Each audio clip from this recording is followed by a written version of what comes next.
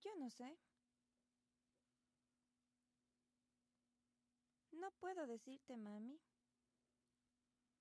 Te dije que había un ruido en la habitación y me castigaste. Ahora no quiero decirte.